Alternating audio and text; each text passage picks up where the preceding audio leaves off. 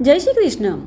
सर्व कार्य सिद्धि हेतु शास्त्रों में भी कहा गया है कि यदि कोई भी व्यक्ति वर्ष की समस्त त्रयोदशी के दिन व्रत करता है और प्रदोष काल में भगवान शिव की श्रद्धापूर्वक पूजा करता है तो उसकी समस्त मनोकामनाएं अवश्य और शीघ्रता से पूर्ण होती है। और ऐसी ही परम पावन त्रयोदशी अब कुछ ही समय में आने वाली है। और वैसे भी इस बार की त्रयोदशी अत्यंत खास है क्योंकि यह श्रावण मास के कृष्ण पक्ष में आ रही है। श्रावण मास जो भगवान शिव की भक्ति करने के लिए अति उत्तम समय होता है और उसमें भी श्रावण मास में आने वाली त्रयोदशी के दिन अगर भगवान शिव का पूजन श्रद्धापूर्वक किया जाए तो भगवान शिव अत्यंत प्रसन्न होते हैं, जिसका पालन कर हम मोक्ष की प्राप्ति कर सकते हैं। तो चलिए जान लेते हैं कि इस बार के श्रावण मास की त्रयोदशी पर कौन सा प्रदोष व्रत किया जाएगा और इस दिन शिव जी का पूजन करने के लिए शुभ मुहूर्त कौन कौन से हैं। तो इस बार श्रावण कृष्ण पक्ष की त्रयोदशी 22 जुलाई 2025 मंगलवार सुबह 7:05 पर आरंभ हो रही है और तिथि समाप्त होगी 23 जुलाई 2025 बुधवार सुबह 4:39 पर। और जिस दिन त्रयोदशी तिथि पर प्रदोष काल उपस्थित होता है उसी दिन प्रदोष का व्रत किया जाता है। अतः इस बार 22 जुलाई मंगलवार के दिन प्रदोष का व्रत किया जाएगा और इस बार मंगलवार के दिन प्रदोष व्रत आने के कारण इसे भौम प्रदोष व्रत कहा जाएगा। इस दिन प्रदोष पूजा का समय रहेगा शाम 7:18 से 9:22 के बीच का और पूजा के लिए कुल अवधि समय 2 घंटे 4 मिनट की है। इस समय में त्रयोदशी के दिन भगवान शिव की विशेष पूजा आराधना की जाती है। प्रदोष काल में भगवान शिव जी की आराधना करने से समस्त मनोकामनाएं पूर्ण होती है। अब इस दिन ब्रह्म मुहूर्त का समय रहेगा प्रातः 4:14 से 4:56 का तथा प्रातः संध्या का समय है सुबह 4:35 से 5:37 तक का और सूर्योदय होगा 5:37 पर तथा सूर्यास्त का समय है 7:18 का। अब चलिए इस दिन के शुभ मुहूर्त के विषय में भी जान लेते हैं। तो इस दिन अभिजीत मुहूर्त दोपहर 12 बजे से 12:55 के बीच का रहेगा और विजय मुहूर्त दोपहर 2:44 से दोपहर 3:39 तक का रहेगा तथा गोधूली मुहूर्त शाम 7:17 से 7:37 तक रहेगा।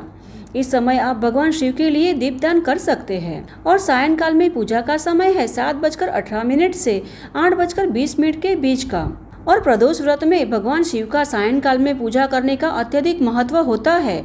इस समय पूजा आराधना करने से अक्षय पुण्य फल की प्राप्ति होती है। अब अमृतकाल रात्रि में 11:14 से रात्रि 12:43 तक रहेगा और निशिता मुहूर्त रात्रि 12:07 से 12:48 के बीच का रहेगा।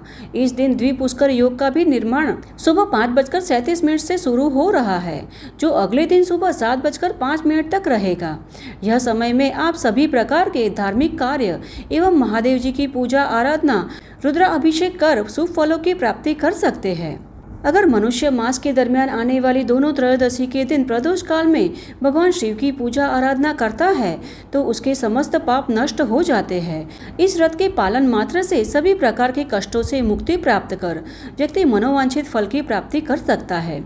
प्रदोष व्रत करने के लिए त्रयोदशी के दिन सूर्योदय से पूर्व उठ जाना चाहिए। नित्य कर्मों से निवृत्त होकर भगवान शिव की पूजा करनी चाहिए। इस व्रत में भोजन ग्रहण नहीं किया जाता। पूरे दिन उपवास करने के बाद सूर्यास्त से पहले फिर से एक बार स्नान करना चाहिए और पूजा स्थल को गंगा जल से स्वच्छ कर एक बाजोट पर भगवान शिव की मूर्ति अथवा प्रतिमा को स्थापित करना चाहिए।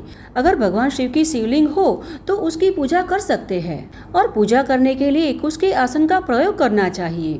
पूजा की तैयारी करने के बाद उत्तर पूर्व दिशा की ओर मुख करके भगवान शिव की आराधना करनी चाहिए। शिवलिंग का धूप दीप तिल गंध पुष्प फल नैवेद्य आदि से पूजन करना चाहिए और पूजन के पश्चात भगवान शिव की परिक्रमा करनी चाहिए तथा शिव जी की प्रशंसा के लिए उनके समक्ष घी का दीपक प्रज्वलित करना चाहिए।